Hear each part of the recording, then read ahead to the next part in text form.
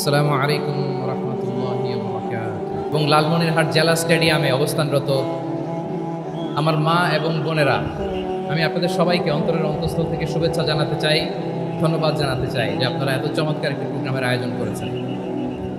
প্রিয় ভাইরা, আপনারা জানেন যে আমি প্রতি বিভাগে একবার করে সফর করছি। তো সেই সুবাদে রংপুর বিভাগের প্রোগ্রামটা আমি লালমনিরহাটে দিয়েছি এবং আমি আশ্বস্ত হয়েছিলাম যে লালমনিরহাটের প্রোগ্রাম খুবই গোছালো হবে, সুষ্ঠু হবে, শান্ত হবে। সেটার নমুনা আলামত আমি দেখতে পাচ্ছি আলহামদুলিল্লাহ। সবাই খুবই সুশৃঙ্খল, লক্ষ লক্ষ তাওহীদি জনতা, পেছনে অনেকে জায়গা পায় নাই কিন্তু কোনো আওয়াজ নাই, সবাই দাঁড়িয়ে আছে। এলইডি স্ক্রিন আছে, আপনারা স্ক্রিনে দেখতে পাচ্ছেন আলহামদুলিল্লাহ। আমি সবাইকে দেখতে পাচ্ছি, মাশাআল্লাহ মাশাআল্লাহ। শান্ত হয়ে আপনারা বসুন, অল্প কিছু সময় কথা বলার সুযোগ আমি পাবো। যেহেতু আমি হেলিকপ্টারে করে এসেছি, হেলিকপ্টারগুলোর আবার একটা পলিসি আছে, সানসেটের আগে, সূর্য ডোবার আগে তাদেরকে এয়ারপোর্টে আবার ল্যান্ড করতে হয়। তো এখানে 3:30টার মধ্যে আমাকে উঠে যেতে হবে। আমি যদি বারবার আপনাদেরকে থামাতে থাকি, শান্ত হতে বলি এবং এগুলোতেই যদি আমরা সময় নষ্ট করে ফেলি, তাহলে এই যে বিশাল মহাসমাবেশ, বিশাল আয়োজন, যেখানে 2-4টা আমি বার্তা দিতে চাই, এগুলো ব্যাহত হবে। লালমনিরহাটের ছেলেরা খুব ভদ্র, শান্তশিষ্ট। আসার পর থেকে আমাকে রিসিভ করা থেকে শুরু করে স্টেজে আনা থেকে শুরু করে, এবং আলহামদুলিল্লাহ তরুণ জেনজি শ্রোতাদেরকে আমি দেখতে পাচ্ছি তারা খুবই কোঅপারেটিভ, সহযোগিতা করার, কোঅপারেট করার, অ্যাসিস্ট করার মানসিকতা আমার ভাইদের আছে আলহামদুলিল্লাহ আলহামদুলিল্লাহ। আমি চাইবো আমরা একটু নীরব নিস্তব্ধ পরিবেশ তৈরি করার একটু চেষ্টা করব। প্রচণ্ড রোদ, আপনাদের যেমন কষ্ট হচ্ছে আমারও কষ্ট হচ্ছে। ওনারা বলেছিল স্টেজকে সরাবে, উপরে পর্দা দিবে। আমি বললাম দরকার নাই, যে যেই পরিস্থিতিতে আছি আমরা বসি, শান্ত হইতে হবে। এখানে আমি শান্ত হইতে বলবো, ভলান্টিয়ার্সরা মাইক নিয়ে শান্ত হইতে বলবে, আমাদের সম্মানিত উপস্থাপক উনি শান্ত হইতে বলবে। এগুলোর অপেক্ষায় না থেকে নিজ দায়িত্বে আমরা সবাই শান্ত থাকি, যাতে লালমনিরহাটের এই প্রোগ্রাম একটা ইতিহাস হয়ে থাকে বাংলাদেশে, ঠিক কিনা বলেন? যখন আমি সময় দিব, শাউট করতে বলবো, নয়েজ করতে বলবো, তখন নয়েজ করতে হবে আওয়াজ করে। আর যখন কথা বলবো তখন একেবারে চুপ থাকতে হবে, একেবারে চুপ। মাশাআল্লাহ, হ্যাঁ ঠিক আছে, একেবারে চুপচাপ থাকতে হবে। ধুলা উড়ানো যাবে না, সামনে আগানো যাবে না। নিজের সুবিধা, নিরাপত্তা বুঝতে হবে। এটা কোনো রাজনৈতিক সমাবেশ না, এখানে লাফালাফি, চিৎকার চেঁচামেচি, হাত দেখানোর দরকার নাই। হাত দেখানোর পর্ব শেষ। এখানেও ঠান্ডা হয়ে গেছে, মাশাআল্লাহ, হ্যাঁ মাশাআল্লাহ। আমাদের ভলান্টিয়ার্স ভাইরা, আমাদের স্বেচ্ছাসেবক ভাইরা, আইন শৃঙ্খলা রক্ষাকারী ভাইরা অনেক চেষ্টা করতেছে, মাশাআল্লাহ, very good. I am very happy to C this scenario, মাশাআল্লাহ আলহামদুলিল্লাহ। আমি একটু দেখতে চাই যে রংপুর বিভাগের কে কোন জেলা থেকে আপনারা এসছেন। কুড়িগ্রাম থেকে কারা এসছেন দেখি, কুড়িগ্রাম, মাশাআল্লাহ মাশাআল্লাহ। আচ্ছা, গাইবান্ধা জেলার কে আসছেন? গাইবান্ধা, মাশাআল্লাহ।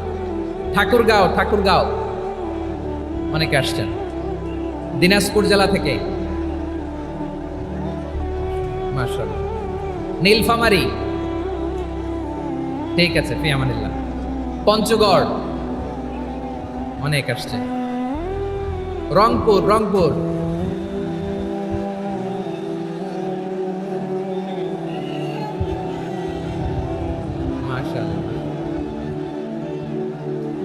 মাশাআল্লাহ, ঠিক আছে। লালমনিরহাটের কারা দেখি, লালমনিরহাট,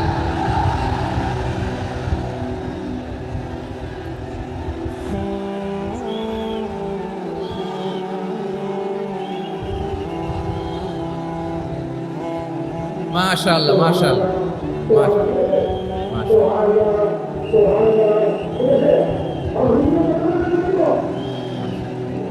ঠিক আছে। আচ্ছা, এই রংপুর বিভাগের বাইরে থেকে অন্য জেলার কারা কারা আসছেন দেখি, তাও আছে অনেকে, মাশাআল্লাহ, ঠিক আছে। আজকের প্রোগ্রামে উপস্থিত আছেন প্রধান অতিথি হিসেবে অধ্যক্ষ আসাদুল হাবিব দুলু ভাই, সাংগঠনিক সম্পাদক বিএনপি, জাতীয় নির্বাহী কমিটির সভাপতি জেলা বিএনপি লালমনিরহাট। বিশেষ অতিথি হিসেবে আমাদের অনেক ভাইরা এসছেন, সবাইকে শুকরিয়া জানাই। সভাপতিত্ব করছেন জনাব আব্দুল হাকিম। আইন শৃঙ্খলা বাহিনী, প্রশাসন, ভলান্টিয়ার্স, শুনেছি আমি প্রায় 5,000 ভলান্টিয়ার্স আপনারা নিয়োগ দিয়েছেন, আলহামদুলিল্লাহ। অনেক গোছালো প্রোগ্রাম।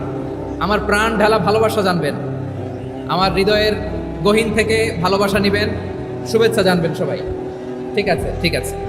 প্রিয় ভাইরা, আমরা আর কাল বিলম্ব না করে মূল আলোচনায় চলে যেতে চাই। আজকে যে টপিকের উপর আমি কথা বলবো, টপিকটা হচ্ছে peaceful coexistence and communal harmony, শান্তিপূর্ণ সহাবস্থান এবং সাম্প্রদায়িক সম্প্রীতি। আমাদের বাংলাদেশে সাম্প্রদায়িক সম্প্রীতি আছে না নাই? আবহমান কাল থেকে আমরা মুসলিম, হিন্দু, বৌদ্ধ, খ্রিস্টান, পাহাড়ি, নৃগোষ্ঠী মিলেমিশে একাকার, আমরা সবাই মিলে বাংলাদেশ। আওয়াজ করে বলেন ঠিক কিনা? আমাদের পারস্পরিক সম্প্রীতি, ভালোবাসা, সৌহার্দ্যপূর্ণ আচরণ, বোঝাপড়া, এটা বেশ মজবুত, বেশ মজবুত। তবে মাঝে মাঝে আমাদের এই সম্প্রীতির ভেতরে অনেকে ফাটল ধরাতে চায়। আমরা যে সুখে আছি, শান্তিতে আছি, এটা অনেকের ভালো লাগে না, ঠিক কিনা বলেন? আমাদের মধ্যে সাম্প্রদায়িক সম্প্রীতি, সৌহার্দ্যপূর্ণ আচরণ, ভালোবাসা, এটা আবহমান কাল ধরে আছে।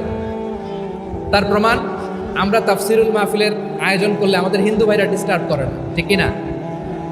এবং আমি যদি বলি হাত তোলেন, হিন্দু ধর্মের কারা কারা এসেছেন, কত শত কত হাজার যে হাত উঠবে, আপনি অবাক হয়ে যাবেন। আমি চাচ্ছি না হাত উঠাতে। খুলনাতে সর্বশেষ যে আমি প্রোগ্রাম করে গেলাম, সেখানে কয়েকশ হিন্দু ভাই আসছে আমাদের আলোচনা শুনতে, আলহামদুলিল্লাহ। অনেক বৌদ্ধরা আসে, অনেক খ্রিস্টানরা আসে। এবার সফরেও অনেক হিন্দু ভাইরা আমার সাথে দেখা করেছে। তারা বলেছে, হুজুর আমরা আপনার আলোচনা শুনি, আলহামদুলিল্লাহ বলেন। So it's our responsibility to present our religion to our non-Muslim brothers and sisters. আমাদের অমুসলিম ভাই বোনদের কাছে ইসলামের সৌন্দর্য তুলে ধরা, এটা আমাদের দায়িত্ব। We all are the ambassador of Islam. আমরা প্রত্যেকে দায়িত্বশীল, আমরা প্রত্যেকে এক একজন ইসলামের অ্যাম্বাসেডর, আলহামদুলিল্লাহ বলেন। এজন্য এমনভাবে দ্য বিউটি অফ ইসলাম, ইসলামের সৌন্দর্য আমাদেরকে ফুটিয়ে তুলতে হবে, যাতে করে নন মুসলিমরা শাহাদা পড়ে, কালিমা পড়ে মুসলমান হয়ে যায়।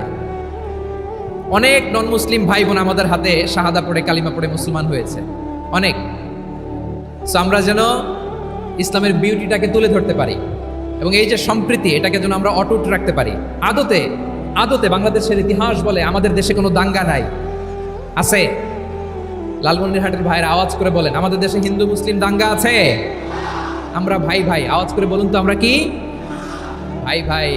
কিন্তু কিছু দুষ্ট লোক আছে, তারা আমাদের সম্পর্কের মধ্যে ফাটল ধরাতে চায়, ঠিক কিনা বলেন?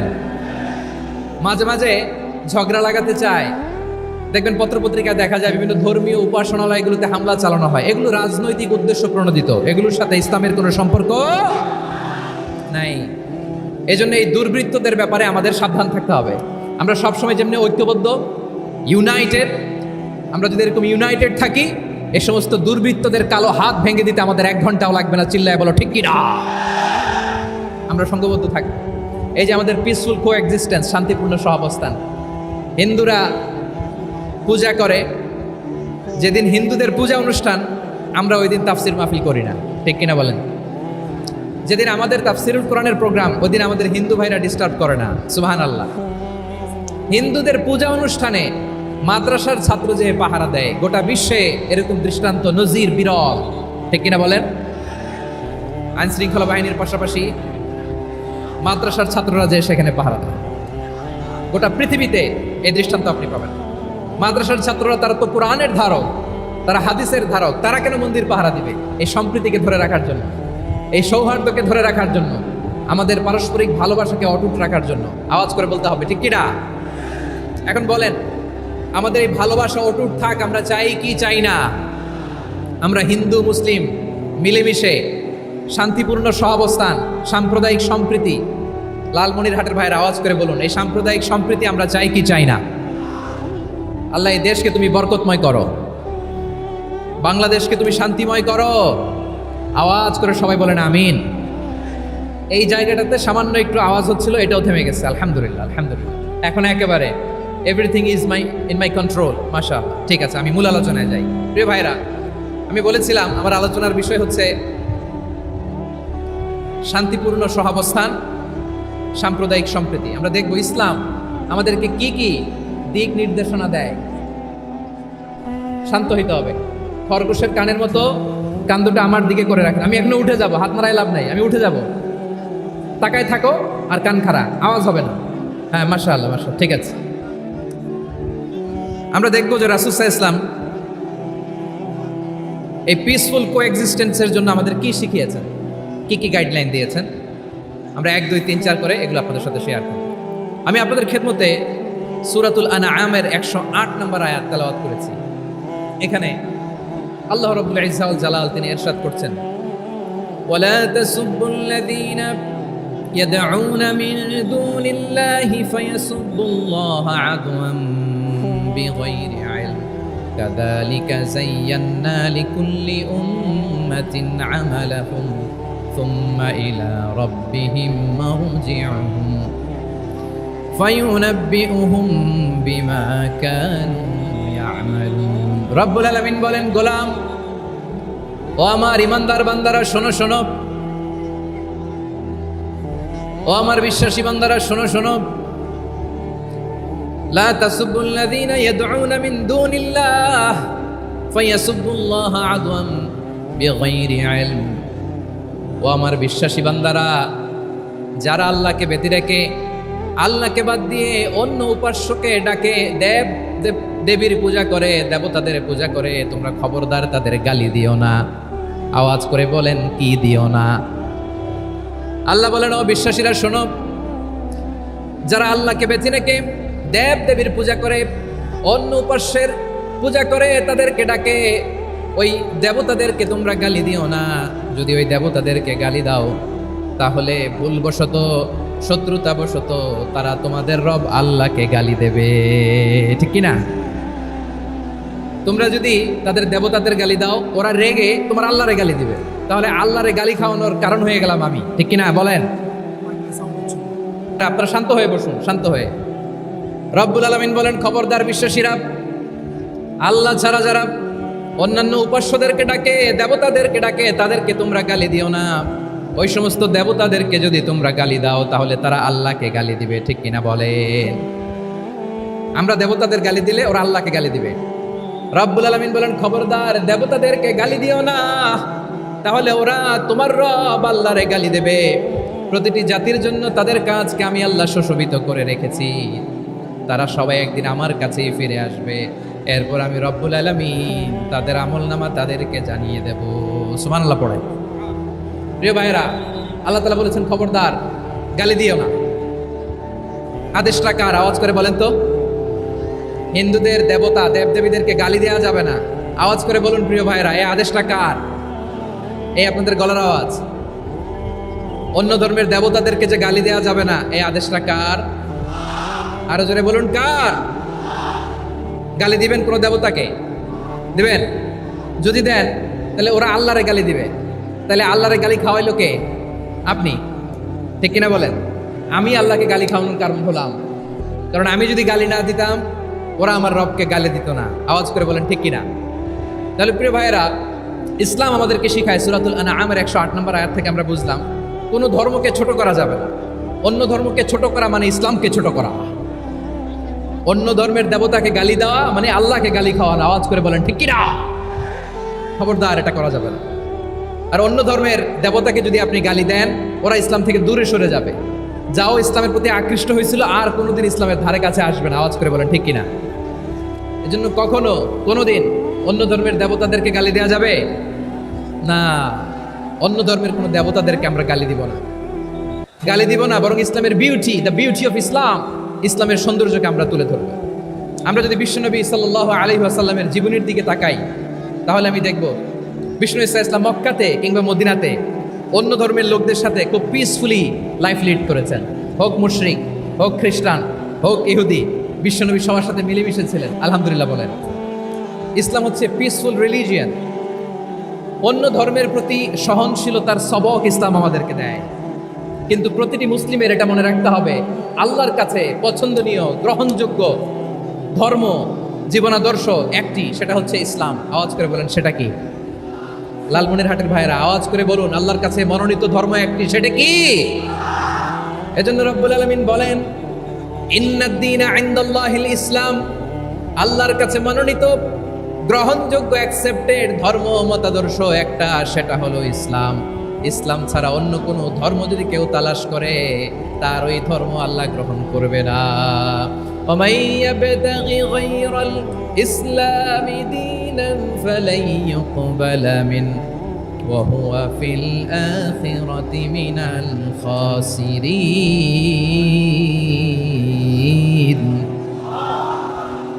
Whoever seek anything except Islam, that won't be accepted from him, and he will be loser in the day of judgment. কিয়ামতের দিন ইসলাম ছাড়া কেউ যদি অন্য কোনো ধর্ম তালাশ করেছে দুনিয়াতে, তার এই মতাদর্শ গ্রহণ করা হবে না, and he will be loser.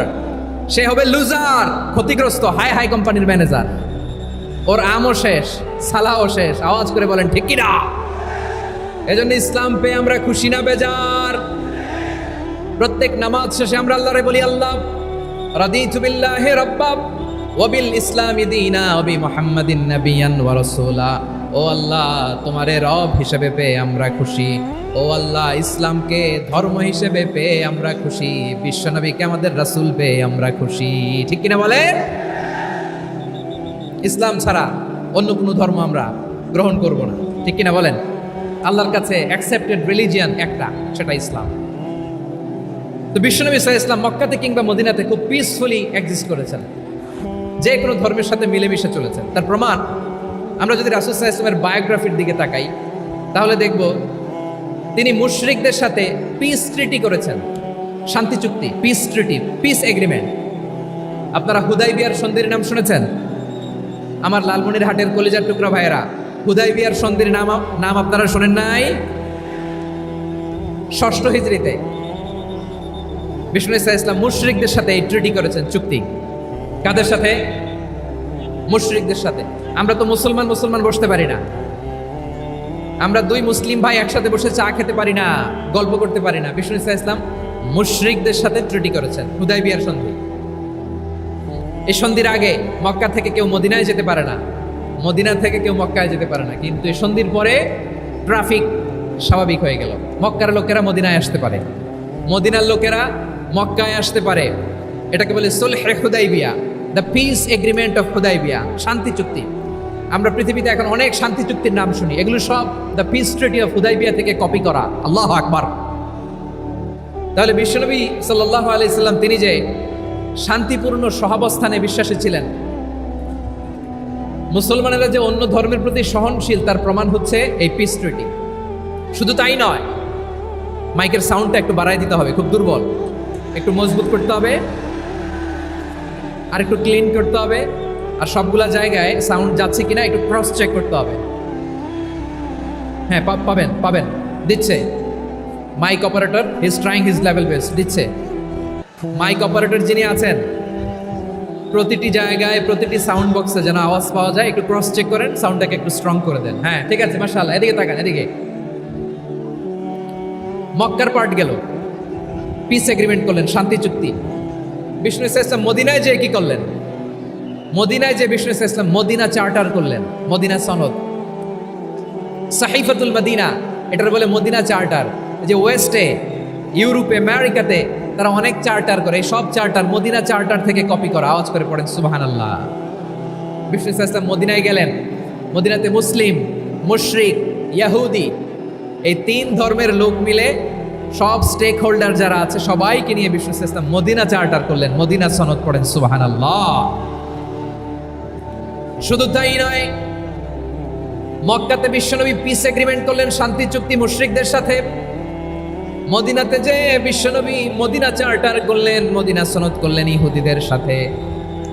আবার মদিনাতে বিশ্বনবী ইহুদিদের সাথে পিস ডায়ালগ করলেন, ইন্টারফেথ ডায়ালগ করলেন, আন্তধর্মীয় সংলাপ করলেন, যে সংলাপের মূল ভিত্তি ছিল তাওহীদ। মূল ভিত্তি ছিল কি? তাওহীদ।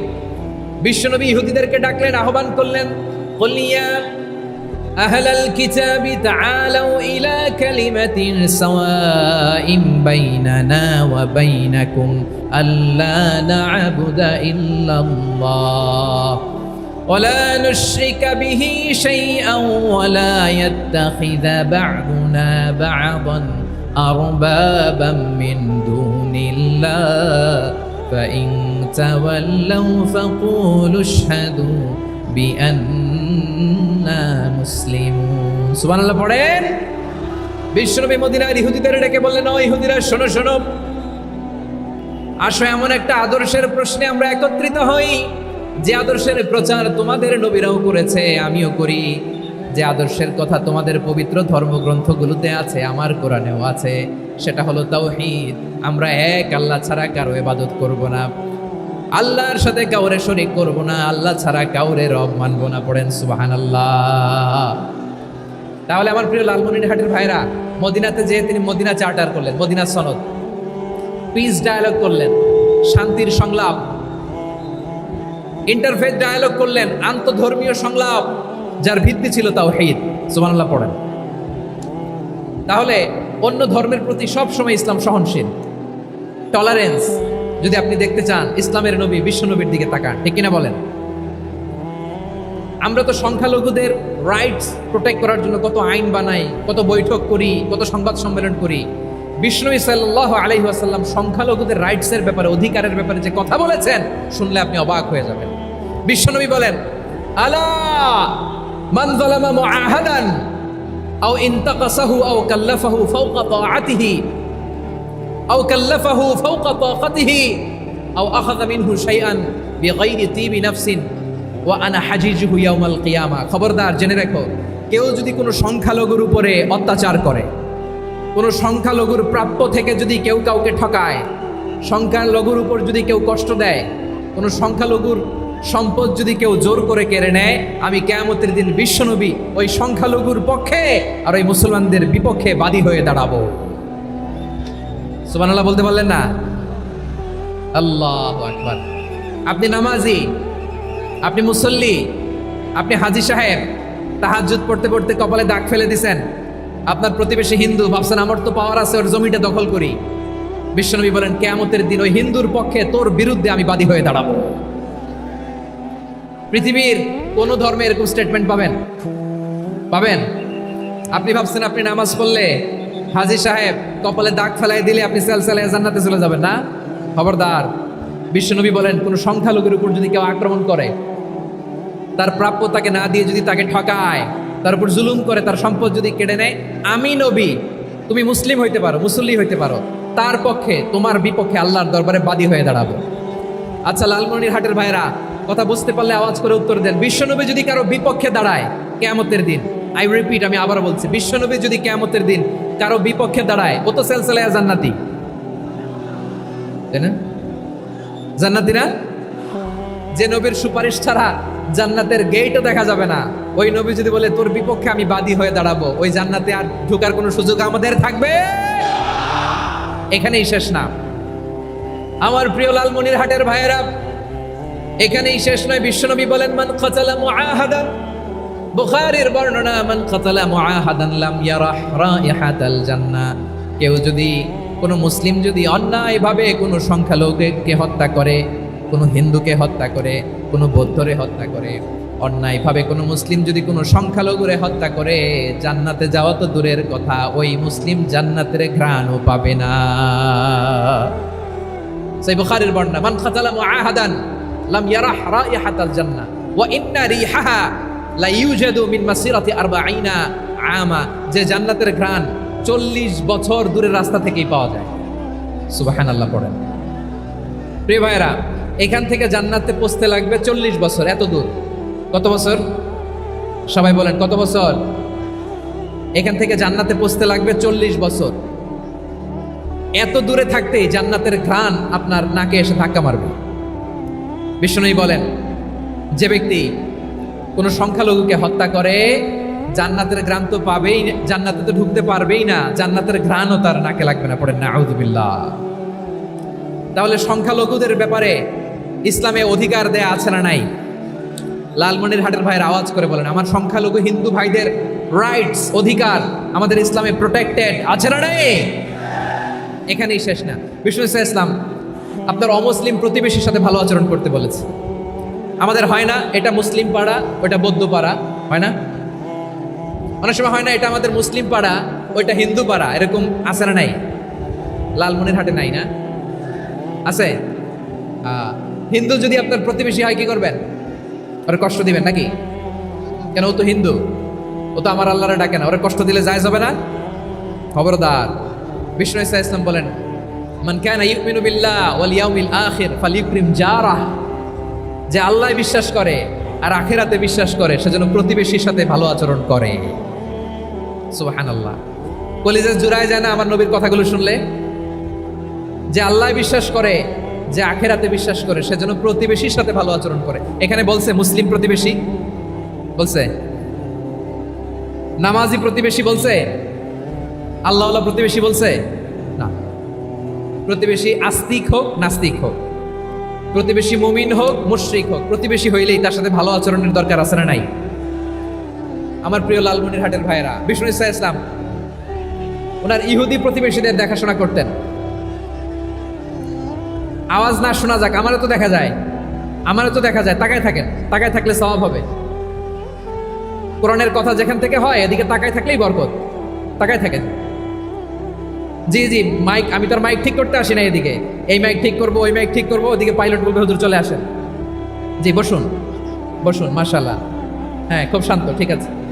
পুলিশ ভাইরা না খেয়ে দিনরাত আপনারা যাতে সুশৃঙ্খল একটা প্রোগ্রাম উপহার পান এটাই চেষ্টা করতেছে, আপনাদেরকে কষ্ট দিতে আসে নাই, একটু একটু সহযোগিতা করেন। জি মাশাআল্লাহ, হ্যাঁ ঠিক আছে। আমার প্রিয় ভাইরা, প্রতিবেশী আস্তিক হোক নাস্তিক হোক, মুসলিম হোক হিন্দু হোক, তার সাথে ভালো আচরণ করতে হবে।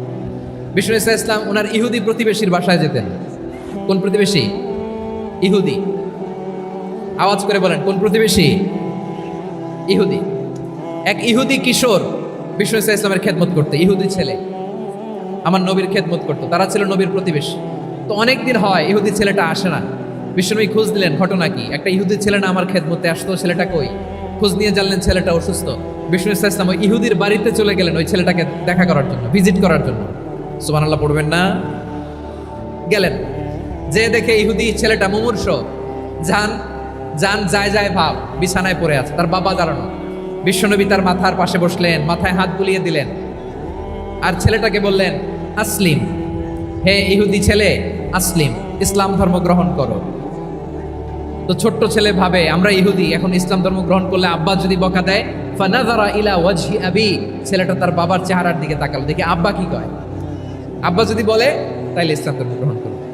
ইহুদি ছেলেটা তার বাবার দিকে যখন তাকালো, ওর বাবা বলে আতিয়া আবুল কাসিম, আবুল কাসিম যা বলে তাই করো।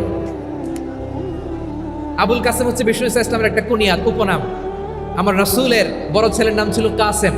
যেমন দেখবেন আমাদের এলাকায় কারো ছেলের বড় ছেলের নাম যদি হয় আব্দুল্লাহ, এরা আব্দুল্লাহর বাপ বলে ডাকে। কারো বড় মেয়ের নাম যদি হয় ফাতেমা, এরা কি ডাকে? ফাতেমার বাপ বলে না? তো বিষ্ণু ইসা ইসলামের বড় ছেলের নাম ছিল কাসেম। ইহুদি বাবা বলল আতিয়া আবুল কাসেম, আবুল কাসেম যা বলে তাই শোনো, মানে মোহাম্মদ যা বলে তাই শোনো। এই কথা শুনে ছেলে সাহস পাইছে, ছেলে আবার পড়তে আরম্ভ করলো আশহাদু আল্লাহ ইলাহা ইল্লাল্লাহ ওয়া আশহাদু আন্না মুহাম্মাদার রাসূলুল্লাহ, পড়েন আল্লাহু আকবার। বিশ্বনবীর আহ্বান শুনে ওই আহ্বানে সাড়া দিয়ে ইহুদি ছেলে শাহাদা পড়ে মুসলমান হয়ে গেল। তার হৃদয়টারে ইমানের নূর দিয়ে আলোকিত করে দিল কে? প্রিয় ভাইরা, এবার রাসূল সাল্লাল্লাহু আলাইহি ওয়াসাল্লাম বের হয়ে আসলেন ঘর থেকে, আর বললেন আলহামদুলিল্লাহিল্লাযী আনকাযাহু মিনান নার, প্রশংসা সে আল্লাহর যে আল্লাহ জাহান্নামে চলে যাচ্ছিল প্রায় এমন একটা লোককে মুহূর্তের মধ্যে কালেমায়ে শাহাদাতের বদৌলতে জান্নাতি বানায় দিলেন। আওয়াজ করে পড়েন সুবহানাল্লাহ। এই হাদিস থেকে আমরা কি শিখলাম? What is the moral of the story? এক নম্বর স্টোরি হলো, প্রতিবেশী ইহুদি হোক হিন্দু হোক, যাবেন, সুসম্পর্ক রাখবেন, উপহার দিবেন, বিপদে পাশে দাঁড়াবেন, তাইলেই তো আপনাদের প্রতি, মুসলমানদের প্রতি তারা আকৃষ্ট হবে, ঠিক কিনা বলেন? আপনি যদি হিন্দুদের সাথে বৌদ্ধদের সাথে নাই মিশেন, নাস্তিকের কাছে নাই যান, তো ইসলামের সৌন্দর্যটা ওরা বুঝবে কেমনে? আমার অনেক হিন্দু পরিচিত ভাই আছে, ওরা আমাদের ইফতারির প্রোগ্রামে এসে একসাথে ইফতারি করে। অনেক মদখোর আমার সাথে বসে একসাথে ডিনার করে, হাফ প্যান্ট পরা, গলায় স্বর্ণের চেইন, হাতে স্বর্ণের ব্রেসলেট, আইসা আমার সাথে ডিনার করছে, আছে এরকম। গাঁজাখোর, আমি বলে আসো, welcome welcome to my dinner, আসো বসো। বসলেই তো আমি ওর ডিএনএ, চিন্তার ডিএনএ চেঞ্জ করে দেওয়ার সুযোগ পাবো, চিল্লায় বলো ঠিক কিনা? আসতে হবে আমার কাছে। Hour door is open, the door of Islam is open 24/7। সবসময় আমাদের ইসলামের দরজা আমার অমুসলিম ভাইদের জন্য খোলা আছে না নেই? এই হাদিস থেকে দুইটা শিক্ষা। এক নম্বর শিক্ষা, প্রতিবেশী মুসলিম হোক অমুসলিম হোক, যান, অসুস্থ হইলে একটু আপেল নিয়ে যান, আঙ্গুর নিয়ে যান, কমলা নিয়ে যান, তাদের সাথে ভালো আচরণ করেন। ইসলামের বিউটি দেখে, সৌন্দর্য দেখে অবাক হবে, নসিব ভালো হলে কোনোদিন কালিমা পড়ে মুসলমান হয়ে যাবে। ঠিক কিনা বলেন? তাহলে অমুসলিমের সাথে ভালো সম্পর্ক। বিশ্বনবী ইহুদির বাড়িতে গেলেন, ইহুদির বাড়ি, আর আমার মুসলমান ভাই আমার কাফের বলে, এরকম আছে না নাই? মুসলিমরা দেখতে পারে না, সহ্য করতে পারে। বিশ্বনবী সাল্লাল্লাহু আলাইহি ওয়াসাল্লাম ইহুদির বাড়িতে গেলেন, এটা একটা শিক্ষা। আরেকটা শিক্ষা হলো, ভাইরা ধাক্কা মেরে এসে সামনে এসে কি লাভ? প্রোগ্রাম তো শেষ হচ্ছে, এখনই শেষ হচ্ছে তো। এই যে আমাদের বকশি ভাই ওয়াদা নিল, হাত তোলালো, মিম বলে এত কথা বললো, তো আমি জেলায় জেলায় যে খালি হাত নাড়াই তোমাদের জন্য নাকি? হ্যাঁ, হাত নাড়াই শুধু। এই ধাক্কাইতে ধাক্কাইতে এদিকে এসে হাত নাড়াইতেছে, হয়েছে তো, দেখলাম তো, ঠিক আছে, মাশাআল্লাহ, অনেক সুশৃঙ্খল, অন্যান্য যে কোনো জেলার জন্য সুশৃঙ্খল। আমার দিকে তাকাও, আমার দিকে তাকাও, ঠিক আছে। এই যে দাঁড়িয়ে আছে, একটা ছেলে নড়ে না, দেখছেন? মাশাআল্লাহ, মাশাআল্লাহ, মাশাআল্লাহ। হ্যাঁ, এইভাবেই। আর কয়েকটা মজাদার কথা আছে, শোনো। এই হাদিস থেকে আমাদের শিক্ষা হলো, আমার প্রতিবেশী যেই ধর্মের হোক আমি সম্পর্ক রাখবো। অসুস্থ হলে যাব, কি বলেন ভাইরা? যাবেন না? যাবেন না আপনারা? আচ্ছা, 2 নম্বর শিক্ষা হলো, বিষ্ণু ইসা ইসলামের খাদেম ছিল ইহুদি, এতদিন খেদমত করলো, একদিনও বিশ্বনবী ওরা কালিমার দাওয়াত দেয় নাই। কারণ কি? বিশ্বনবী একটা ভালো সময়ের অপেক্ষা করতেছিলেন, প্রপার টাইমিং। দায়ীর কাজ হচ্ছে দাঈ ইলাল্লাহ, সে হচ্ছে সুযোগ সন্ধানী। দায়ী সুযোগ খোঁজে, কখন দাওয়াত দিলে ব্যাটে বলে হবে, ঝোপ বোঝে কোপ মারে, ঠিক কিনা বলেন? বিষ্ণু ইসলাম ভালো সময়ের অপেক্ষা করতেছিলেন, দেখি ভালো সময় আসুক আসুক আসুক আসুক। আস্তে আস্তে এমন সময় আসছে, ছেলে এবার মুমূর্ষ। অসুস্থ ব্যক্তির হৃদয় অত্যন্ত নরম থাকে। হসপিটালে যখন কেউ যায় তার হৃদয়টা বড্ড নরম থাকে, মৃত্যুর ভয়ে তার অন্তরটা নরম থাকে, ঠিক কিনা বলেন? এই প্রপার টাইমিং এর অপেক্ষা করতেছিলেন। যখনই টাইমিং পেয়েছেন, দাওয়াত দিলেন, পড়ো লা ইলাহা ইল্লাল্লাহ, সুবহানাল্লাহ পড়েন সবাই। তাহলে ইসলাম অমুসলিম প্রতিবেশীর সাথে ভালো আচরণ করতে পারে। ইসলাম অমুসলিম মাতা পিতার সাথেও ভালো আচরণ করতে পারে। মাতা পিতা যদি অমুসলিম হয় তাহলে ফেলে দিতে পারবেন? পারবেন? আমার লালমনিরহাটের ভাইয়েরা, অনেক হিন্দু ছেলে আমাদের হাতে শাহাদা পড়ে মুসলিম হয়, কিন্তু ওর মা মুসলমান হয় নাই, বাবাও হয় নাই, এরকম আছে না নাই? তো ও হয়েছে মুসলিম, মা বাপ হিন্দু, এখন মা বাপ কি বাদ? হ্যাঁ, মা বাপ বাদ দেয়া যাবে? যেই মা আপনার 9 মাস 8 মাস পেটে ধারণ করলো, আপনার মায়ের নার ছেঁড়া ধন, আপনি ওই মারে বাদ দিতে পারবেন? যেই মায়ের বুকের তাজা দুধ খেয়ে আপনি আজকে বাড়ন্ত তাজা তরতাজা, ওই মারে বাদ দেওয়া যাবে? মায়ের এক ধারে দুধের দাম, কাটিয়া গায়ের চাম, পাপোশ বানাইলে ঋণের শোধ হবে না, এমন দরদি ভাবে কেউ হবে না আমার মা গো। মায়ের এক ধারে দুধের দাম, কাটিয়া গায়ের চাম, পাপোশ বানাইলে ঋণের শোধ হবে না, এমন দরদি ভাবে কেউ হবে না আমার মা গো, ঠিক কিনা? মাকে তো বাদ দেওয়া যায় না। وَقَضَى رَبُّكَ أَلَّا تَعْبُدُوا إِلَّا إِيَّاهُ وَبِالْوَالِدَيْنِ إِحْسَانًا। আল্লাহ বলে, অবধারিত 2টা ভার্ডিক তোমাদের জন্য, এক আল্লাহর ইবাদত করবা আর মা বাবার প্রতি ইহসান করবা। আদেশটা কার? মা বাবার প্রতি ইহসান করতে হবে। আমার মা হিন্দু হোক, ভালো আচরণ করতে হবে, বৌদ্ধ হোক, ভালো আচরণ করতে হবে। আমার যে সমস্ত হিন্দু ভাইয়েরা মুসলিম হয়েছ, তোমাদের মা বাবা এখনো মুসলমান হয় নাই, তাদের সাথে ভালো আচরণ করতে হবে। আপনাদের খেদমত নিজে করতে হবে, অথবা খেদমতের ব্যবস্থা করাই দিতে হবে। মান্থলি যে খরচ লাগে এটা দিতে হবে। আরে তুমি এখন মুসলিম, তোমার মা বাবা হিন্দু, এখনই তো সুযোগ ইসলামের সৌন্দর্য দেখানো। এখন মা বাবা যদি দেখে, আরে এটা হিন্দু থাকতে তো বদমাইশ ছিল, বেয়াদব ছিল, কি এমন ধর্ম সে গ্রহণ করলো যেটা গ্রহণের সাথে সাথে সে পাল্টে গেল?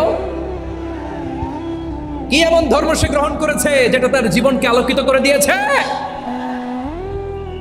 নসিব ভালো হলে তারাও কালিমা পড়ে মুসলমান হয়ে যাবে। বিষ্ণু ইসলামের স্ত্রীর নাম ছিল আয়েশা রাদিয়াল্লাহু তাআলা আনহা, আবু বকর রাদিয়াল্লাহু তাআলা আনহুর মেয়ে। আবু বকর রাদিয়াল্লাহু তাআলা আনহুর আরেক মেয়ের নাম হচ্ছে আসমা। কি নাম? দুজনই আবু বকর রাদিয়াল্লাহু তাআলা আনহুর মেয়ে, আসমা আর আয়েশা। নাম দুইটা কেমন লাগে? আসমা নামটা কেমন লাগে? আয়েশা নামটা কেমন লাগে? সবার ভালো লাগে নাই? নাম দুটো আপনাদের ভালো লাগে? লালমনিরহাটে অনাগত যদি কন্যা সন্তান হয়, যদি মনে চায় আসমা রেখে দিতে পারবেন, যদি মনে চায় আয়েশা রেখে দিয়েন। দেশে বিদেশে এয়ারপোর্টে রাস্তাঘাটে শুধু বলে হুজুর একটা নাম দেন, আমার ছেলের একটা নাম দেন, মেয়ের একটা নাম দেন। তো আমার মনে আছে যশোরের আবদিনের মাহফিলে আমি একটা দুটা নাম দিয়েছিলাম। আজকে লালমনিরহাটের এই প্রোগ্রামে কন্যা সন্তান যদি হয় দুটা নাম দিলাম, আসমা কিংবা আয়েশা। ইনশাআল্লাহ পড়েন। দুজন বোন, এক মায়ের না, বাবা এক মা দুজন। আয়েশা রাদিয়াল্লাহু তাআলা আনহার মায়ের নাম উম্মে রুমান, আর আসমা রাদিয়াল্লাহু তাআলা আনহার মায়ের নাম কুতাইলা বিনতে আব্দুল উজ্জা। আবু বকর রাদিয়াল্লাহু তাআলা আনহু 4টা বিয়ে করেছিলেন। তো একই ঘটনা ঘটেছে এই ফ্যামিলিতে। আসমা ইসলাম ধর্ম গ্রহণ করে মুসলিমা, কিন্তু তার মা কুতাইলা মুশরিকা। আই রিপিট, বোঝার জন্য আমি আবারও বলি, আসমা রাদিয়াল্লাহু তাআলা আনহা মুসলিমা, আর আসমার মা কুতাইলা, আওয়াজ করে বুঝে থাকলে বলেন, আসমার মা মুশরিকা।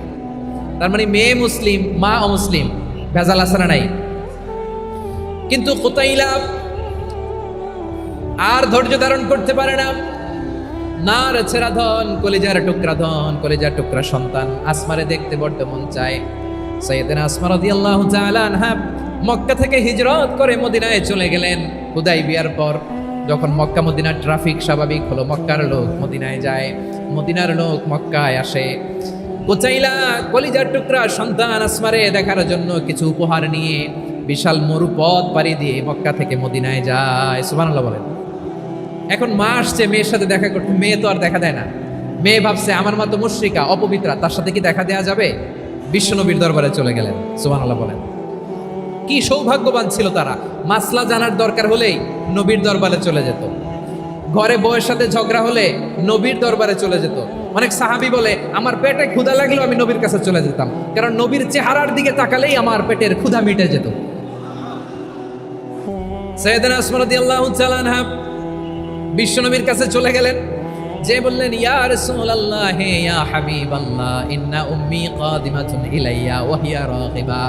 আমার মা মক্কা থেকে অনেক দূর মরুর পথ পাড়ি দিয়ে উপহার সামগ্রী নিয়ে মদিনায় আমার সাথে দেখা করতে এসেছে গো নবী। আমার জানতে বড্ড ইচ্ছে হয় আমি আমার মুশরিকা মায়ের সাথে একটু দেখা করতে পারবো কিনা। আফা আসিলুহা, আগে যেমনি আমি আমার মায়ের সাথে ভালো আচরণ করতাম, যেমনি আমি আমার মায়ের সাথে সদাচরণ করতাম গো নবী, এখন আমি মুসলিমা, মা মুশরিকা, এখনো কি আগের মতো সদাচরণ করতে পারবো নাকি? বিশ্বনবী বললেন নাম সিদিহা, হ্যাঁ রে আসমা, অবশ্যই অবশ্যই, আগে ঠিক যেমন তুমি তোমার মায়ের সাথে ভালো আচরণ করতে, এখনো তেমনি আগের মতো ভালো আচরণ করবা। আওয়াজ করে পড়েন সুবহানাল্লাহ। কি ইসলাম আমরা পেয়েছি! কত ব্রড মাইন্ডেড আমাদের ইসলাম, কত ওপেন মাইন্ডেড ইসলাম, কত ওপেন আপ করতে পারে, চিন্তা করতে পারেন। বিষ্ণু বললেন হ্যাঁ অবশ্যই, নাম সুলিহা, আগে যেমনি ভালো আচরণ করছো আসমা, এখন ওইরকমই করো, পারলে আরো বাড়াই করো। সুবহানাল্লাহ বলেন। তাহলে আমার যে হিন্দু ভাইয়েরা, হিন্দু বোনেরা, ইমানের বদৌলতে দৌলতে আপনি ধন্য হয়েছেন, আপনার আম্মা আব্বা এখনো মুসলমান হয় নাই, তাদের জন্য দোয়া করেন, তাদের জন্য দোয়া করেন, আল্লাহ যেন তাদেরকেও ইমানের দৌলত দান করে। আমরা সবাই পড়ি আমিন, আরো জোরে পড়েন আমিন। এখন বলেন, ইসলাম কি ন্যারো মাইন্ডেড রিলিজিয়ান না ব্রড মাইন্ডেড? লালমনিরহাটের যুবক ভাইরা আওয়াজ করো, ইসলাম কি ন্যারো মাইন্ডেড না ব্রড মাইন্ডেড? কতটা ব্রড মাইন্ডেড দেখেন। বিশ্বনবী সাল্লাল্লাহু আলাইহি সাল্লাম অমুসলিমরা যদি নবীকে উপহার দিত, ওই উপহারও বিশ্বনবী গ্রহণ করতেন। সুবহানাল্লাহ পড়েন। আপনার অমুসলিম বন্ধু যদি উপহার দেয়, সেটাও আপনি নিতে পারবেন, যেটা নেওয়া জায়েজ। কিন্তু আপনার বন্ধু যদি আপনার মদের বোতল দেয়, নিতে পারবেন? হ্যাঁ, মদের বোতল দিলে পারবেন। আপনার বন্ধু যদি আপনার পর্ক দেয়, পর্ক, শুকরের গোশত মিশ্রিত কোনো খাবার, ওটা নিতে পারবেন না। হালাল যে কোনো জিনিস নিতে পারবেন। বিশ্বনবী সাল্লাল্লাহু আলাইহি ওয়াসাল্লাম অমুসলিমদের দেয়া হাদিয়া গ্রহণ করতেন। কেমন নবী ছিলেন! আমার নবীরে চিনে নেন, আমার নবীর অ্যাটিটিউড জেনে নেন। বিশ্বনবী সাল্লাল্লাহু আলাইহি ওয়াসাল্লাম যখন কোনো জনপদে যেতেন, 3টা অপশন নিয়ে যেতেন। প্রিয় ভাইয়ের আওয়াজ করে বলতে হবে, কোনো জনপদে গেলে আমার নবীর অপশন থাকতো কয়টা? আমার মতো 3 আঙ্গুল উঁচু করে দেখান আর বলুন, আমার নবী কোনো জনপদে গেলে কয়টা অপশন নিয়ে যেতেন? 1 নম্বর অপশন আসলিম তাসলাম। নতুন এলাকায় গেলে বলতেন আসলিম তাসলাম, ইসলাম ধর্ম গ্রহণ করো, শান্তিতে থাকবা, আমার ভাই হয়ে যাবে, আমরা ভাই ভাই, ইসলাম মানো, আমরা ভাই ভাই। অপশন নাম্বার কত? 1। যদি বলে না ইসলাম মানব না, ওকে, অপশন নাম্বার 2, মুসলিম হওয়ার দরকার নাই, লা ইকরাহা ফিদ্দিন, ইসলামে কোনো বাড়াবাড়ি নাই। খ্রিস্টান আসো থাকো, বৌদ্ধ আসো থাকো, ইহুদি থাকতে চাও থাকো, কিন্তু আমরা যেহেতু রিজিওনাল সুপার পাওয়ার, আমাদের আন্ডারে থাকো, ট্যাক্স দিয়া থাকো, এটার বলে জিজিয়া। আলেম যারা আছেন বুঝবেন, এটার আরবিতে কি বলে? জিজিয়া।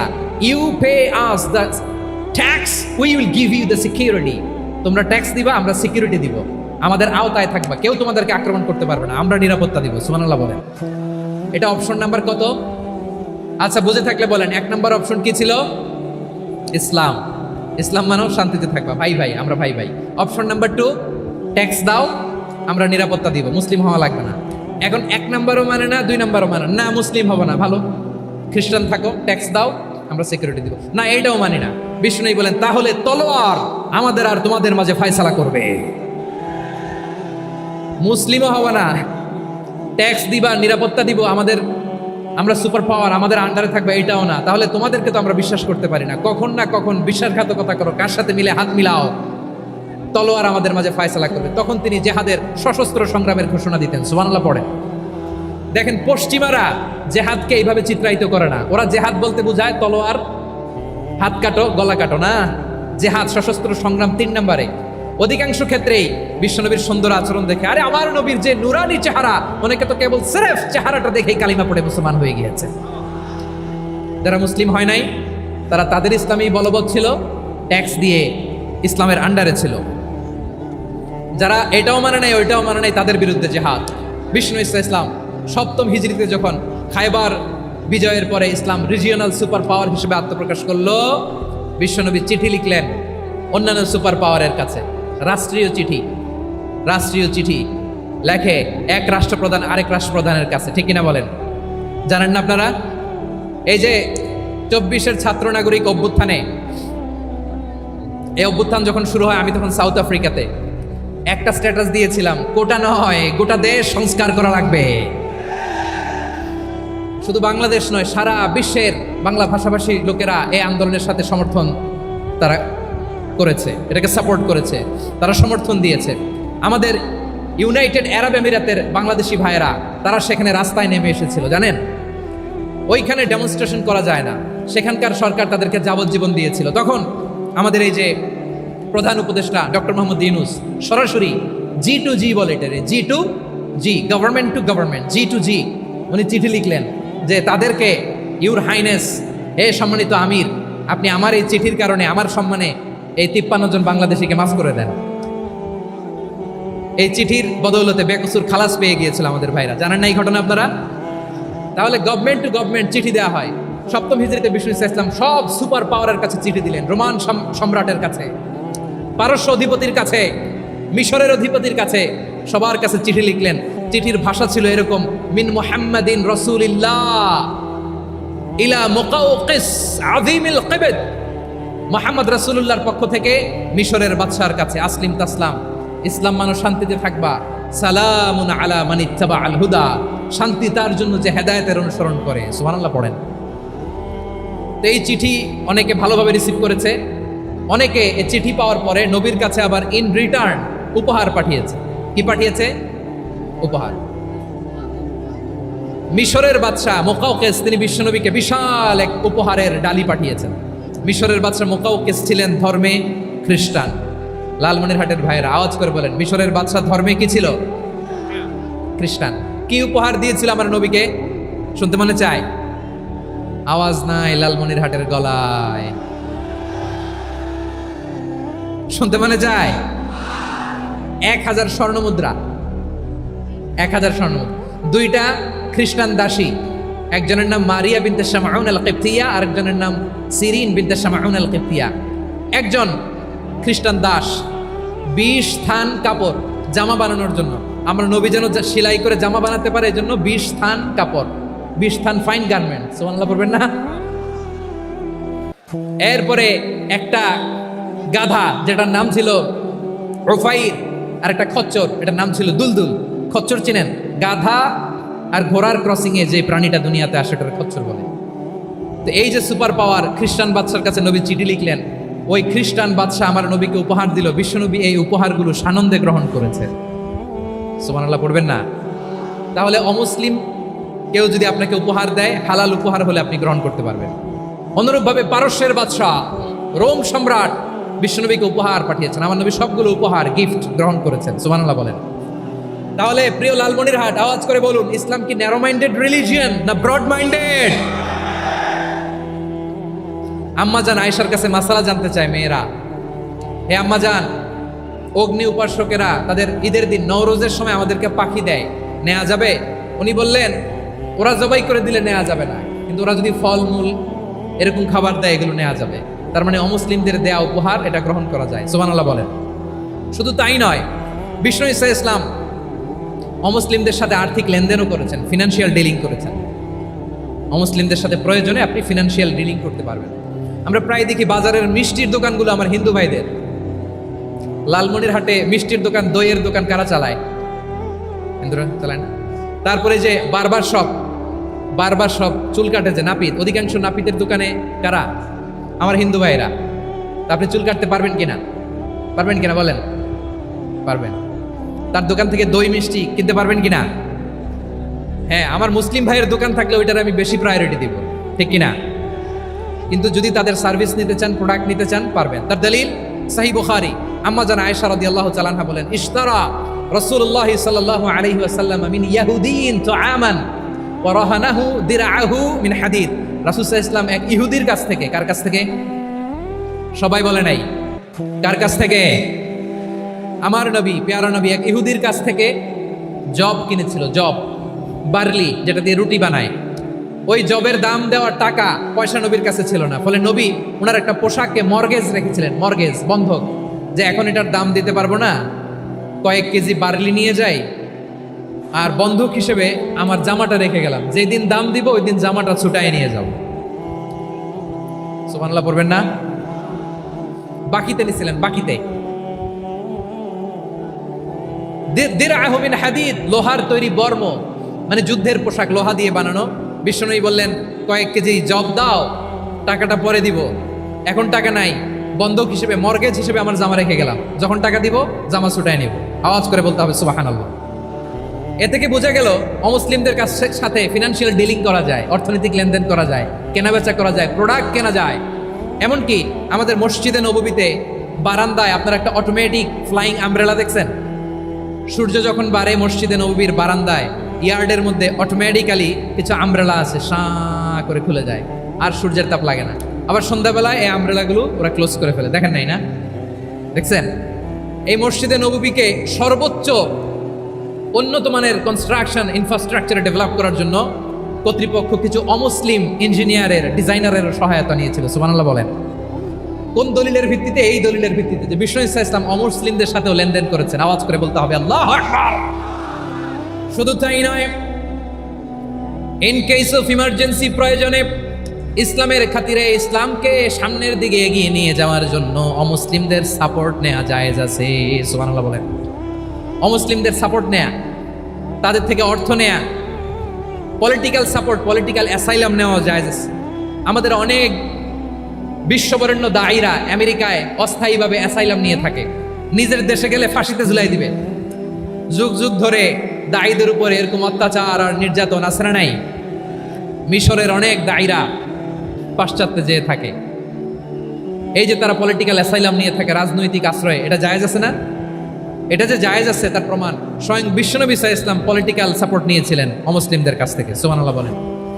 খুব মজাদার একটা ঘটনা শুনবেন, আপনাদের আগ্রহ দেখে তো মনে হয় না শোনার ইচ্ছা আছে? আছে? আছে? গলায় জোর আছে? লিল্লাহি তাকবীর, লিল্লাহি তাকবীর।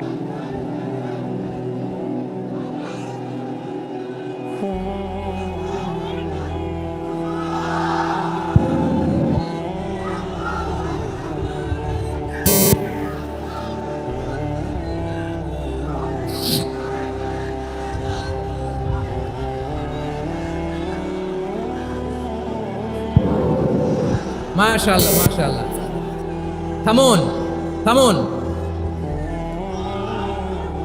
আমার ভাইরা। বিশ্বনবীর বয়স তখন প্রায় 51 বছর। কত বছর? বিশ্বনবীর সবচেয়ে কাছের মানুষ খাদিজা রাদিয়াল্লাহু তাআলা আনহা ইন্তেকাল করেছেন। বিশ্বনবী বড্ড কষ্ট পেলেন, হৃদয়টা ভেঙে খান খান। যিনি ঘরের ভেতরে বিশ্বনবীকে সান্ত্বনা দিতেন, ভালোবাসা দিতেন, বাইরে গেলে কুরাইশরা বকাঝকা করে, অত্যাচার করে, কিন্তু আম্মাজান খাদিজা রাদিয়াল্লাহু তাআলা আনহা ঘরটারে এমন শান্তির নীড় বানায় রেখেছেন, এই ঘরের ভিতরে ঢুকলে বিশ্বনবীর কলিজাটা ঠান্ডা হয়ে যেত। এজন্য রব্বুল আলামিন বলেন, খাদিজা, ও আমার বান্দি খাদিজা, জান্নাতে এমন স্পেশাল একটা ঘর আমি তোমার জন্য রেডি করে রেখেছি। ওই ঘরের মধ্যে কোনো আওয়াজ নাই, ওই ঘরের মধ্যে কোনো নয়েজ নাই, ওই ঘরে কোনো বিশৃঙ্খলা নাই। কারণ মক্কার জমিনে আমার নবী কুরাইশদের বিশৃঙ্খলা, নয়েজ আর ঝামেলাগুলোকে উপেক্ষা করে যখন তোমার ঘরের ভিতরে ঢুকতো, ঘরটারে তুমি শান্তির নীড়, ঠান্ডা, নীরব, নিস্তব্ধ, নিঝুম আর শান্তির নীড় বানিয়ে রেখেছ।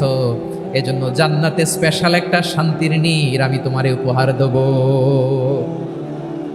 ওই প্রিয়তমা স্ত্রী খাদিজা ইন্তেকাল করলেন, বিশ্বনবীর হৃদয় ভেঙে খান খান। আবার ওনার চাচা আবু তালেব ইন্তেকাল করলেন, যিনি পলিটিক্যাল শেল্টার দিতেন নবীকে। কে দিতেন? আবু তালেবের ভয়ে, বিশ্বনবীর এই চাচার ভয়ে কোনো মুশরিক নবীর গায়ে হাত দেওয়ার সাহস পায় নাই। এখন স্ত্রীও নাই, চাচাও নাই, নবীকে আশ্রয় দেওয়ার কেউ নাই। নবীর চারদিকে অন্ধকার, নবী এখন কই যাবেন? আমার পেয়ারা নবী নতুন স্টেশন খুঁজতেছেন, নতুন দাওয়াতি প্ল্যাটফর্ম খুঁজতেছেন। তিনি যায়েদ বিন হারেসা রাদিয়াল্লাহু তাআলা আনহুকে নিয়ে মক্কার পাশের একটা নেইবরিং সিটি তায়েফে চলে গেলেন। কোথায় চলে গেলেন? লালমনিরহাটের ভাইয়ের আওয়াজ করে বলেন, কোথায় গেলেন? তায়েফে চলে গেলেন দিনের দাওয়াত দেওয়ার জন্য। কি দেওয়ার জন্য? নাকি জমি কিনতে গেছিলেন? জমি কিনতে, দুনিয়ার যশ খ্যাতির জন্য, নিজের কোনো লাভের জন্য? তায়েফবাসীদেরকে জাহান্নামের আগুন থেকে বাঁচানোর জন্য। আওয়াজ করে বলতে হবে, ঠিক কিনা? বিশ্বনবী বিশাল মরুপথ, পাহাড়ি পথ পাড়ি দিয়ে তায়েফের মরুজমিনে গেলেন কোরআনের দাওয়াত নিয়ে, ইমানের দাওয়াত নিয়ে। কিন্তু তায়েফের লোকেরা বিশ্বনবীর দাওয়াতকে শুধু প্রত্যাখ্যান করেই থামে নাই, তারা বিশ্বনবীর সাথে অত্যন্ত খারাপ আচরণ করেছে। বিশ্বনবীকে শারীরিকভাবে হেনস্থা করেছে, আমার নবীকে শারীরিকভাবে অত্যাচার করেছে, আমার পেয়ারা নবীর গায়ে পাথর মেরেছে, বিশ্বনবীর গা বেয়ে ঝরঝর করে রক্ত ঝরেছে, নবী জামিনের মধ্যে লুটিয়ে পড়েছেন, আবার মেরেছে, আবার নবী হাঁটতে শুরু করলেন, পেছন থেকে আবার মেরেছে, আবার নবী রক্তাক্ত হয়ে জামিনের মধ্যে লুটিয়ে পড়লেন, আবার মেরেছে। বিশ্বনবীর মতো এত সুশ্রী মানব, বিশ্বনবীর মতো এত শুভ্র মানব, বিশ্বনবীর মতো এমন চমৎকার দেহাবয়ব দিয়ে রব্বুল আলামিন কাউকে বানান নাই। এরকম চমৎকার মানুষটাকে তারা তায়েফের ওই জামিনে রক্তাক্ত করেছে। বিশ্বনবী দুনিয়ার কোনো স্বার্থের জন্য সেখানে যান নাই, নিজের কোনো লাভের জন্য, প্রাপ্তির জন্য যান নাই, তায়েফবাসীদের জাহান্নামের আগুন থেকে বাঁচাতে গিয়েছেন। ঠিক কিনা বলেন? খেয়ে না খেয়ে দিন প্রচারের কাজে নিজেকে দিয়েছ বিলিয়ে, তায়েফের কাফিরেরা চিনল না সে আলো, দুষ্ট ছেলেদের পিছু দিল লেলিয়ে, পাথরের আঘাতে ক্ষত বিক্ষত হয়ে সারা শরীর থেকে রক্ত ঝরে। হে রাসূল তোমাকে ভুলি আমি কেমন করে, হে রাসূল তোমাকে ভুলি আমি কেমন করে। পারেন না আপনারা? ধরুন আমার সাথে, হাজার ব্যথা বেদনার পরে ফিরে আসনি তুমি আপন ঘরে, দিনের আলো তুমি ছড়িয়ে দিতে চলে গেলে মদিনায় মক্কা ছেড়ে। হে রাসূল তোমাকে ভুলি আমি কেমন করে, হে রাসূল তোমাকে ভুলি আমি কেমন করে। ঠিক কিনা বলেন? প্রিয় ভাইরা, তায়েফের ছেলেরা নবীকে রক্তাক্ত করলো। আমার নবী কই যাবে? কই যাবে? মক্কায় জায়গা নাই, তায়েফে জায়গা নাই। তায়েফ থেকে ভারাক্রান্ত মন নিয়ে আমার নবী মক্কায় ফিরে আসলেন। বিশ্বনবী মক্কায় ঢুকতে পারেন না। মক্কার মরুভূমির দিকে তাকিয়ে, উপত্যকার দিকে তাকিয়ে বিশ্বনবী ধা ধা করে কাঁদেন, ঝরঝর করে নবীর চেহারা মোবারক থেকে চোখের পানিগুলো বেয়ে বেয়ে পড়ে। আমার জন্মস্থান, আমার শৈশব, কৈশোর, যৌবন কেটেছে এই মক্কায়, আমার এলাকায় আমি ঢুকতে পারি না। বিশ্বনবী মক্কার অনতি দূরে দাঁড়িয়ে জায়েদকে পাঠালেন, জায়েদ যাও, দেখো কেউ আমাকে সাপোর্ট করার মতো আছে কিনা। যাও অমুকের কাছে যাও। সাইয়েদনা যায়েদ গেলেন, তারাও প্রত্যাখ্যান করে ফিরিয়ে দেয়। বিশ্বনবী বললেন যাও অমুক লোকের কাছে যাও, তিনিও প্রত্যাখ্যান করে ফিরিয়ে দিলেন। কেউ বিশ্বনবীকে আশ্রয় দিতে রাজি হয় না। নিজ জন্মভূমিতে বিতাড়িত বিশ্বনবী, সর্বশেষ বিশ্বনবী বললেন যাও মুতঈম ইবনে আদির ঘরে যাও। মুতঈম ইবনে আদি মুশরিক, তার কাছে যাও। গেলেন, মুতঈম ইবনে আদি রাজি হয়ে গেল। সুবহানাল্লাহ বলেন। দেখেন অনেক বিপদের সময়ও আমি নিজে সাক্ষী, সামাজিকভাবে রাজনৈতিকভাবে কত ঝঞ্ঝা, কত ষড়যন্ত্র, কত কনস্পাইরেসি পাড়ি দিয়ে আমাদেরকে সামনে এগিয়ে যেতে হয়। এই শত্রুদের ভেতরেও একজনকে দাঁড় করিয়ে দেয় যে আল্লাহর কোরআনের জন্য রেডি হয়ে যায়। পড়েন সুবহানাল্লাহ। মুতঈম ইবনে আদি, আল্লাহ তার মনকে নরম করে দিলেন। মুতঈম বলে মুহাম্মদ আমি তোমাকে আশ্রয় দিব। তার দুই ছেলেকে পাঠালেন, যাও খোলা তলোয়ার নিয়ে, স্কট দিয়ে, গার্ড অফ অনার দিয়ে মোহাম্মদকে মক্কায় ঢুকাও আর বলো আমি আমান দেব। আমান কি দিব? আমান মানে সিকিউরিটি, নিরাপত্তা। সিকিউরিটি ছাড়া, আমান দেওয়া ছাড়া কেউ থাকতে পারতো না মক্কায়। দুই ছেলে বিষ্ণু ইসা ইসলামকে নিয়ে আসলো। নবী কাবার চারদিকে তাওয়াফ করলেন, নামাজ পড়লেন। আবু জাহেল, উতবা, শাইবা, ওয়ালিদ ইবনে মুগীরা সবাই দেখে, কেউ কিছু করতে পারে না। কারণ মুতঈম ইবনে আদি ঘোষণা দিয়েছেন আমি মুহাম্মদকে আমান দিয়েছি, মুহাম্মদের গায়ে যেন কেউ স্পর্শ না করে। আওয়াজ করে পড়েন সুবহানাল্লাহ। নবীর এই বিপদকালে মুহূর্তে মুতঈমের হৃদয়টারে নরম করে দিল কে? আচ্ছা লালমনির হাটের ভাইয়েরা বলেন, এই মুতঈম কি মুসলিম ছিল না মুশরিক? সবাই বলতে হবে মুসলিম না মুশরিক? তাহলে মুশরিকের কাছ থেকে নবী পলিটিক্যাল অ্যাসাইলাম, আধুনিক রাষ্ট্রবিজ্ঞানের ভাষায় পলিটিক্যাল অ্যাসাইলাম যেটাকে বলে, রাজনৈতিক আশ্রয়। ওনার আমান বা নিরাপত্তার এই ঘোষণায় তিনি মক্কায় ঢুকলেন। যতদিন নিরাপত্তা ছিল ছিলেন। মুতঈম যখন মারা গেল, বিষ্ণু ইসলাম হিজরত করে মদিনায় চলে গেলেন। সুবহানাল্লাহ। কিন্তু মুতঈম যে বিশ্বনবীর উপকার করছে এটা বিশ্বনবী ভুলে নাই। আমাদের অনেকে আছে উপকার করার পরে আর খেয়াল থাকে না, খাওয়ার পরে গলা দিয়ে নামলে আর খেয়াল থাকে না। এরকম আছে না নাই? আমার নবী ভুলে নাই। বদরের প্রান্তরে 70 জন কাফেরকে যখন বন্দী করে বিশ্বনবীর সামনে হাঁটু গেড়ে দাঁড় করানো হলো, বসানো হলো, 70 জন কাফের। কয়জন?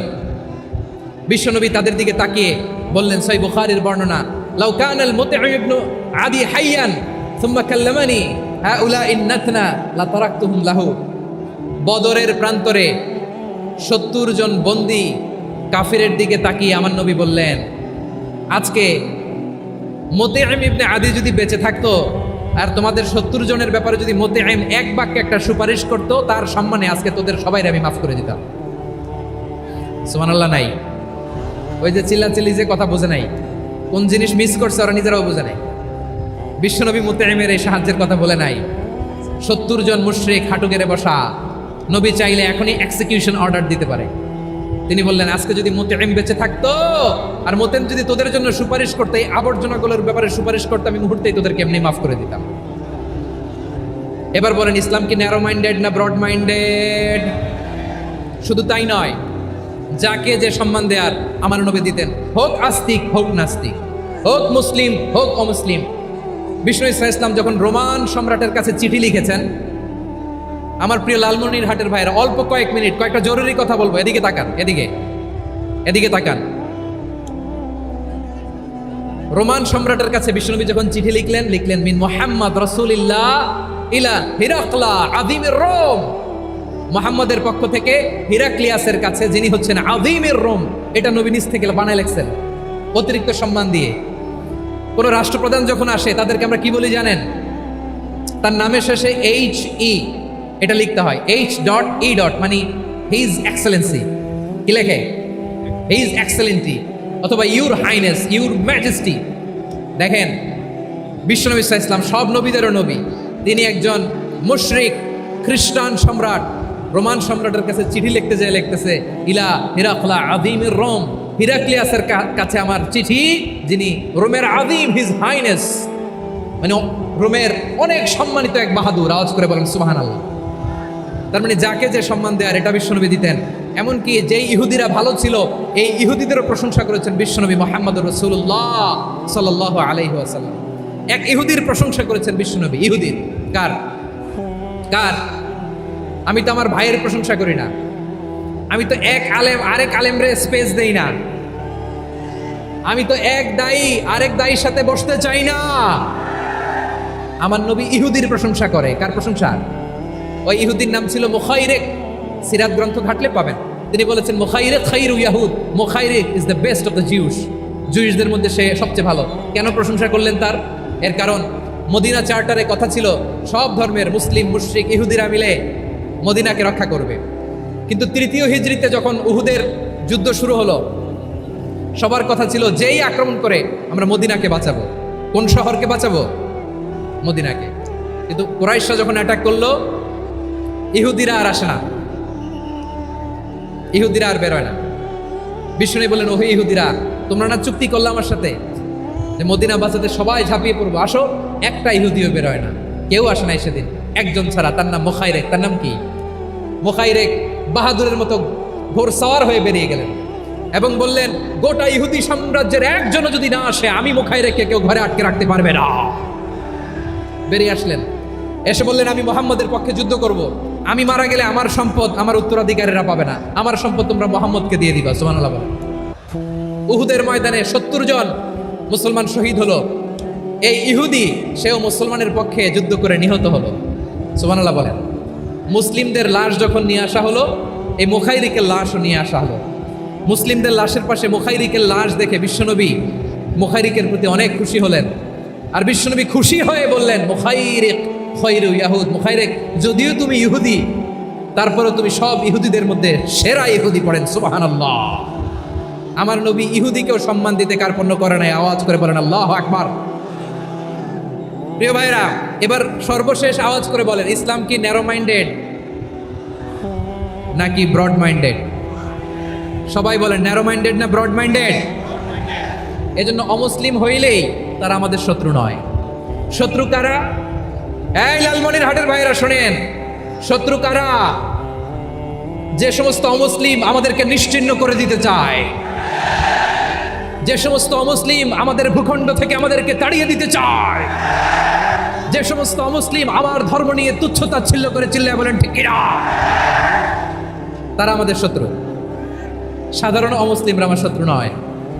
এই যে হিন্দুরা থাকে, এরা আমার ভাই, বৌদ্ধরা আমার ভাই, খ্রিস্টানরা আমার ভাই, ইহুদিরা আমার ভাই। তারা দিনই ভাই নয়, তারা মায়ের পেটের ভাই নয়, তারা মানবিক দিক থেকে ভাই। ও মানুষ, আমিও মানুষ। ইসলাম মানুষকে সম্মান করে, চিল্লায় বলো ঠিক কিনা। যারা আমাদের অস্তিত্বকে নিশ্চিহ্ন করতে চায়, যারা আমাদের ভূখণ্ডকে দখল করতে চায়, যারা আমাদেরকে নিয়ে মকারি করে, ফান করে, টিটকারি করে, আমার ধর্ম নিয়ে খেলা করে, তাচ্ছিল্য করে, ওদের বিরুদ্ধে আমাদের জিহাদ। সাধারণ মুসলিম আমাদের শত্রু নয়। আপনি জানেন নিউ ইয়র্কে, আমি তো নিউ ইয়র্কে ছিলাম অনেকদিন, ওখানে ফিলিস্তিনিদের পক্ষে যখন আমরা মিছিল করেছি, অনেক ইহুদি আমাদের সাথে মিছিলে দাঁড়িয়েছে। কারণ ওরাও জানে এই ভূখণ্ড ফিলিস্তিনিদের ভূখণ্ড। আওয়াজ করে বলো লালমনিরহাট ঠিক কিনা।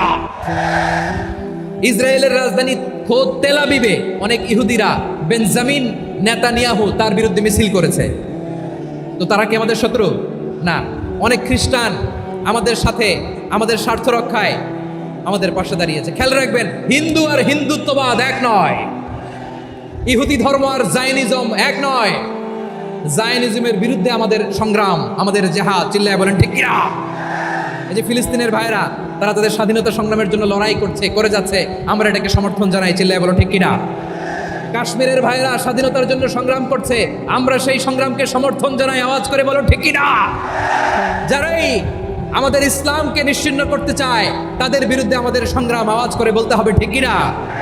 ওই সমস্ত দুর্বৃত্তদের সাথে আমাদের কোনো সম্পর্ক নাই। আমরা যদি ঐক্যবদ্ধ থাকতে পারি, ওই দুর্বৃত্তরা চান্স পাবে না।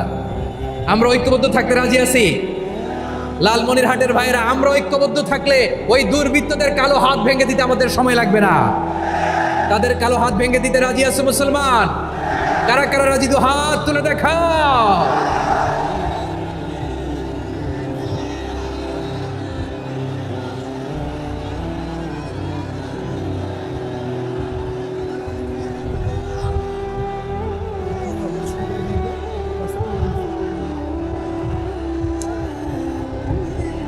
আমার প্রাণপ্রিয় লালমনিরহাটের ভাইরা, শত্রু কাফের আর অশত্রু কাফেরের মধ্যে পার্থক্য আছে না নাই? আবু তালেবও মুশরিক, আবু জাহেলও মুশরিক, কিন্তু দুই মুশরিকে পার্থক্য আছে না নাই? আবু তালেব নবীর চাচা, মুশরিক, মারা গিয়েছে মুশরিক অবস্থায়, কিন্তু আজীবন আমার নবীকে আগলে রেখেছে, আমার নবীকে সাপোর্ট করেছে, ভালোবেসেছে। আবু জাহেল মুশরিক, মারা গিয়েছে মুশরিক হিসেবে, আজীবন আমার নবীর বিরুদ্ধাচারণ করেছে। আবু জাহেলের শক্তি, সামর্থ্য, স্ট্র্যাটেজি, প্ল্যান সব আমার নবীর বিরুদ্ধে ছিল। এই আবু জাহেলের কারণে একটা দিন শান্তিতে আমার নবী মক্কায় ঘুমাতে পারে না। চিল্লায় বলেন ঠিক কিনা? এজন্য রব্বুল আলামিন বলেন, লা ইয়ানহাকুমুল্লাহু আনিল্লাযীনা লাম ইউকাতিলুকুম ফিদ-দীনি ওয়া লাম ইখরিজুকুম মিন দিয়ারিকুম আন তাবাররুহুম ওয়া তুকসিতু ইলাইহিম ইন্নাল্লাহা ইউহিব্বুল মুকসিতিন।